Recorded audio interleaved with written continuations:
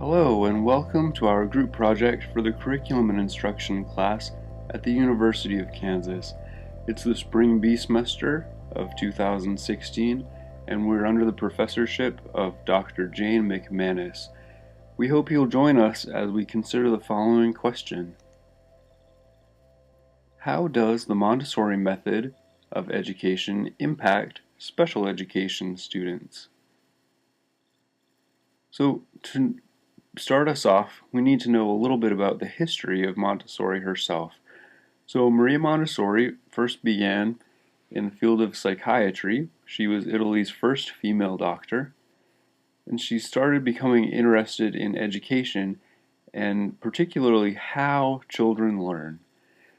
So early on in her career, she had the opportunity to work with students with special needs, and using conventional methods of the time, she showed that students with special needs could still learn in many of the same ways as the general education students. At least those are the terms that we would use for those young people today.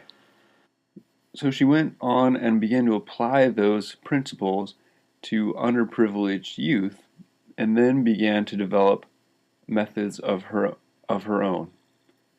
So her focus was on two things. First of all, the child's desire to learn, and the idea that children learn best through directive play.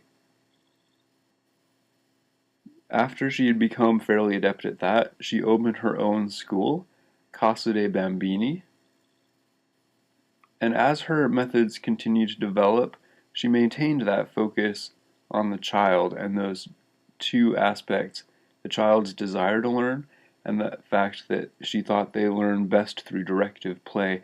And eventually, she opened schools across Europe and North America. So let's look at what Montessori is today. Well, it focuses on the strengths and the needs of each individual child, each individual student. That's right in line with special education already.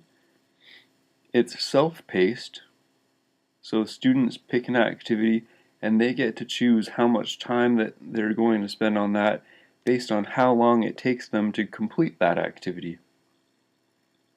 It's hands-on. That's a big part of the Montessori method. The teacher serves as a guide. They may get students started as far as the procedures of the classroom, how to pick an activity, and so forth, but the student is still in charge. In fact, they get to pick, based on their natural excitement for learning, which activity excites them most. They get to decide which activities they're going to spend the most time on that day. So, as far as special education, how does this process look in a Montessori setting? So it's fair to say that services and identification processes can vary from school to school. Here's one example from the Montessori of Rio Grande School. This is how they do it. So when a teacher notices that a student needs extra support, in other words, they're falling behind a little bit, the child is first evaluated by a certified educational diagnostician, and then a multidisciplinary team meeting is held. That's pretty similar to the traditional school setting.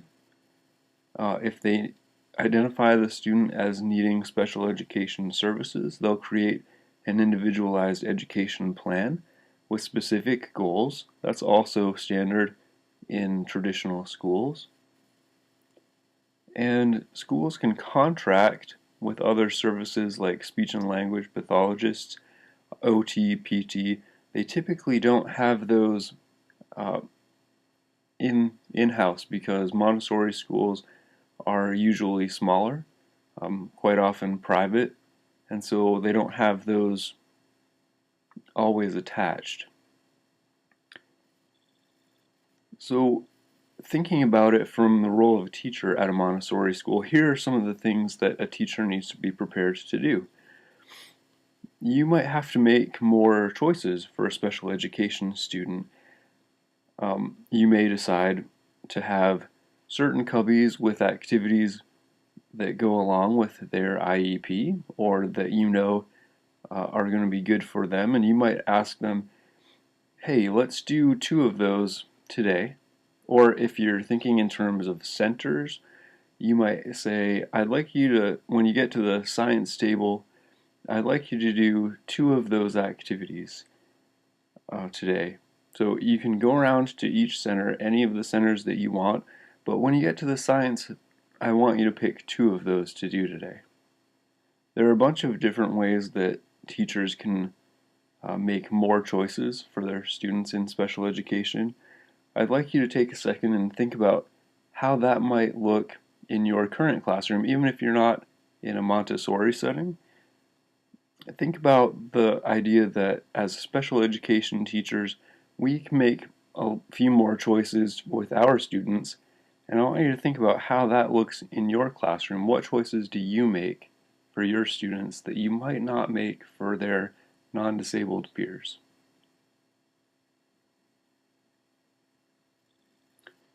Another aspect is that we know that students who require special education services need more direct instruction. Um, so that might mean that they need a little more guidance in terms of the procedures of the classroom. How do you get an activity?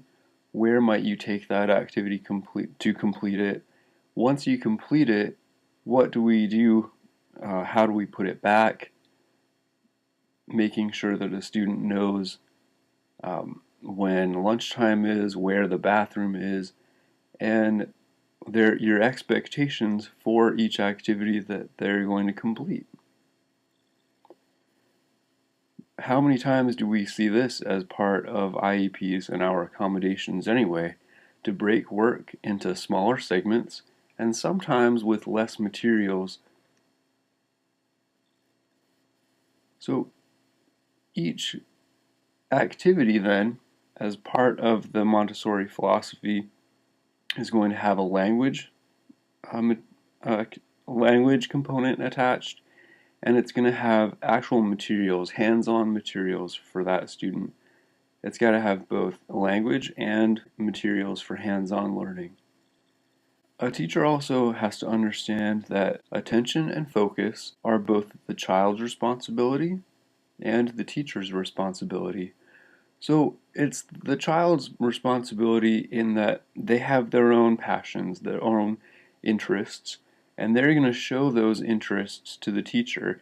And then it's the teacher's responsibility then to nurture those in a way that boosts that child's performance while also maintaining their level of interest.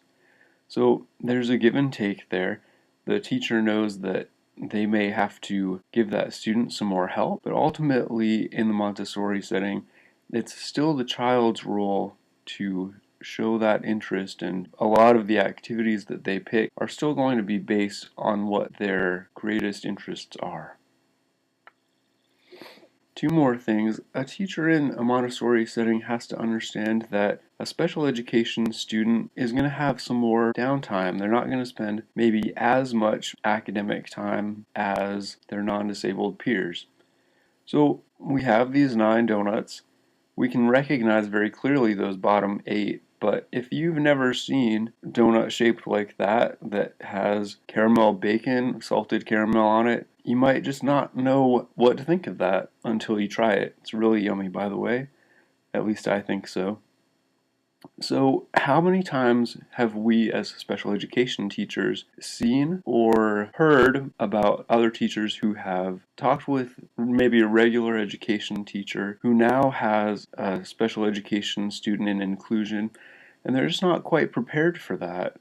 They weren't expecting maybe the severity of the disability or the behavior concern, and so they're going to need some guidance from a special education teacher, or they might need a special education teacher to step in. Well, Montessori schools are no exception to that too. If you have predominantly regular education teachers who are not used to getting special education students, they're going to need a little more guidance. And I think we can relate to that as special education teachers. We've at least heard a story or two where a regular education teacher maybe just needed to have a little heart to heart and say, look, this student really does have these needs, and while you might not think it's fair that they're in your class, you can do this, and I'm here to help. A teacher also is going to spend more time with that student.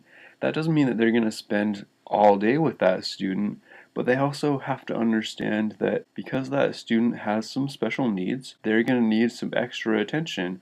Occasionally, that help card is going to go across the forehead, invisibly, of course, and it's the teacher's job to recognize that and act on that, even while they're still directing other students, making sure that they're engaged in their individual activities, they're giving specific feedback and different kinds of praise throughout the day. But you might have to visit that special education student a little more often than your students who do not have such significant special needs. So, Montessori settings and traditional public school settings, how are those similar for students receiving special education services? Of course, in both settings, we know that we're going to have to make accommodations and sometimes modifications for those students receiving special education services are still going to have an IEP in the Montessori setting, just like they would in traditional public schools.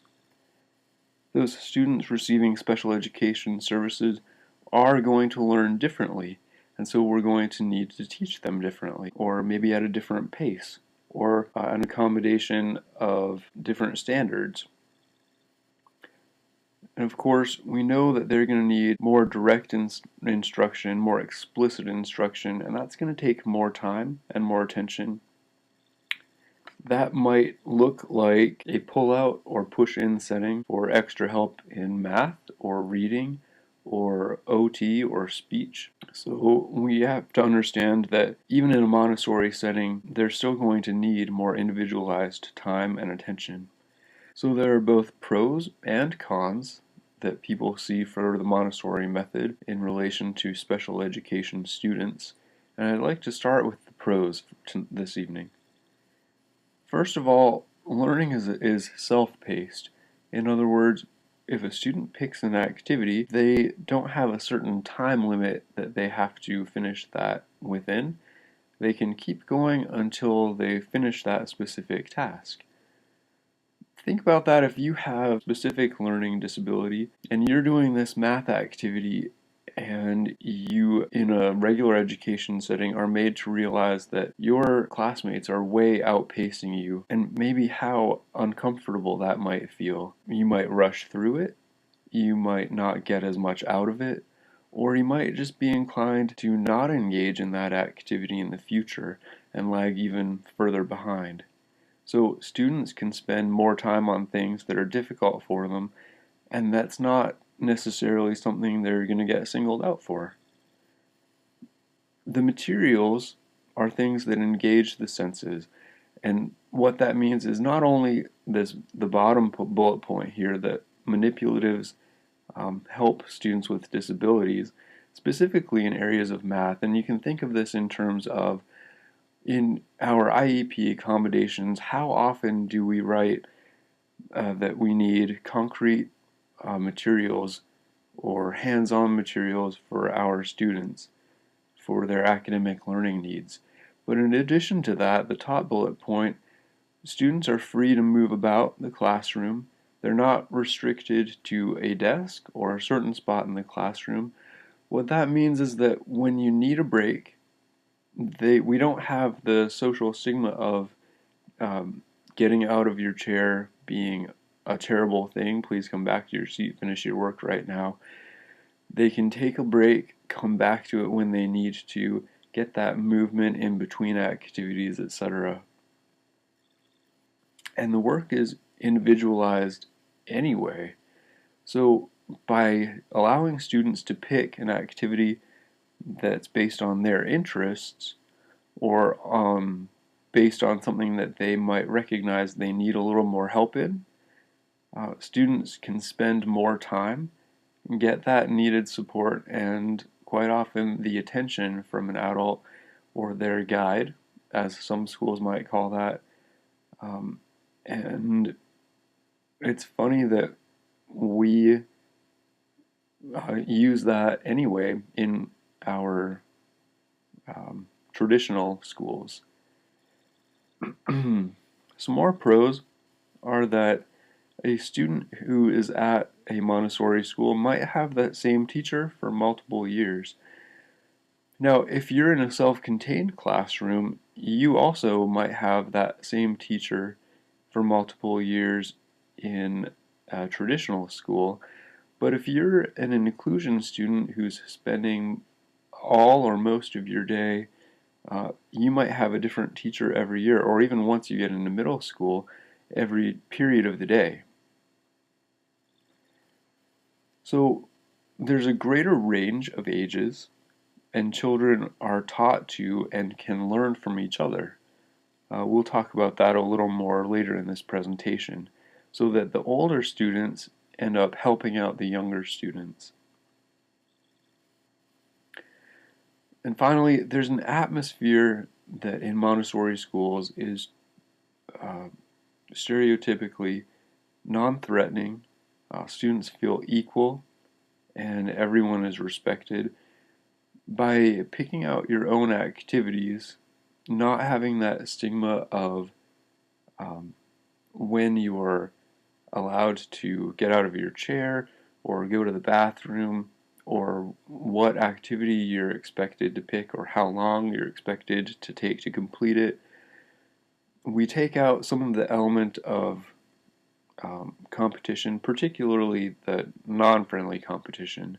Now there's friendly competition too in relation to music and PE, but in the classroom we can take out that pressure in relation to their academic needs.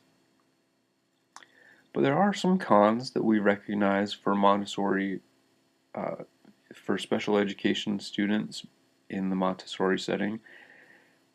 First of all, because those schools have of late been private, they haven't had the same experience as public schools with special education services.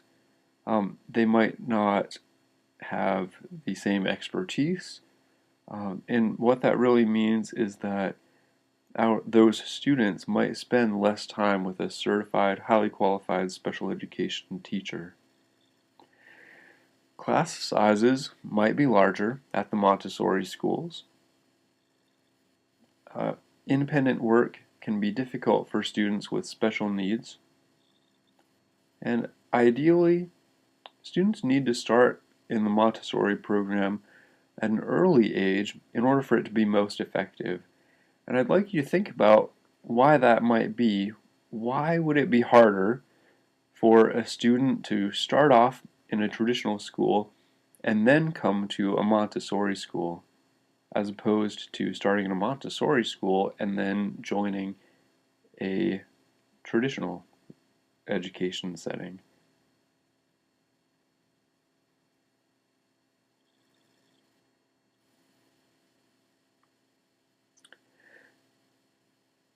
Now that you've thought about that a little bit, and consider some of the reasons why that would be more difficult, and in terms of that self-directed learning and the skills that are required for that, there's a video we'd like to point out, a real life example.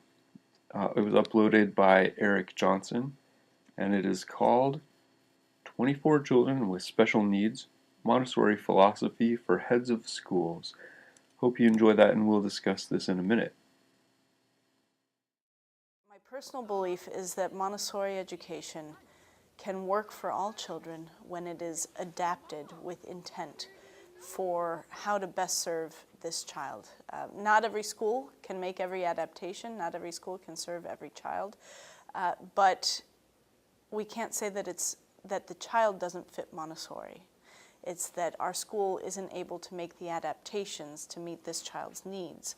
And that's a very real concern. the teachers will follow the lead of the administrator, and administrators will hire teachers who can understand children with special needs if it is a place where they feel more comfortable themselves. We have to prepare ourselves to be open to all children, meet them at their level, see what do they really need, and how can we as a school community make the adaptations necessary. And I really feel like the mixed age setting of Montessori education is an ideal place for a child who learns differently to be incorporated, because you don't have a competitive environment. Competition is not something that we create as a part of a Montessori classroom. And you can see it when one child learns how to tie their shoes. They don't turn around and say, ha ha ha ha ha ha, I can tie my shoes and you can't. They really come at it from the vantage of, I have this responsibility now.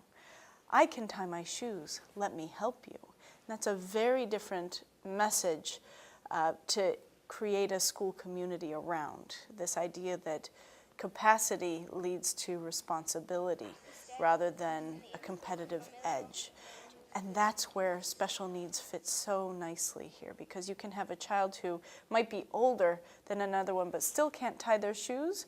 There's no one saying that another child can't help them, because it's just, what is your capacity? If I can do something and you can't, I'm obligated. My awareness leads me naturally, humanly, to feel responsibility for supporting you. And so helping children to feel awareness, helping adults to ease the burden of the responsibility, too, of having a child who might need extra support in their classroom. Sometimes it means paying special attention to it, having additional observations done in that classroom, having maybe a specialist being called in to observe and give some guidance. Sometimes that can be done in collaboration. If you're in a private setting, it can be done in collaboration with the public schools. Sometimes it demands hiring a private specialist, either through the families or through the school itself. But giving the extra insight from outside eyes, always creating the Montessori lens to see it through. The other thing I always remind teachers and administrators about is that the younger the child, the more important it is that we are proactive. Being able to get interventions put into place early on in a child's life, whether it's in the birth to 3 age range, that early intervention age range is so important for children with more significant issues, 3 to 6, and then we start catching a lot more of the literacy-based, language-based issues when they get into lower elementary. Montessori can be a great fit for children who learn differently. We have to be the ones to adapt to meet their needs. Okay, so now that we've watched that video, the final discussion questions I'd like to leave you with are these.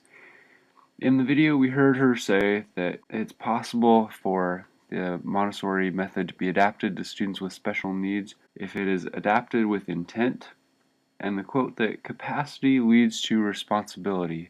So my question is this: do you think it's possible for non-Montessori teachers to adapt to using the Montessori method in order to gain those same means? By adapting their classroom with intent, is it possible for them to gain the concept in their classroom that capacity leads to responsibility by using parts or whole of the Montessori method in public education?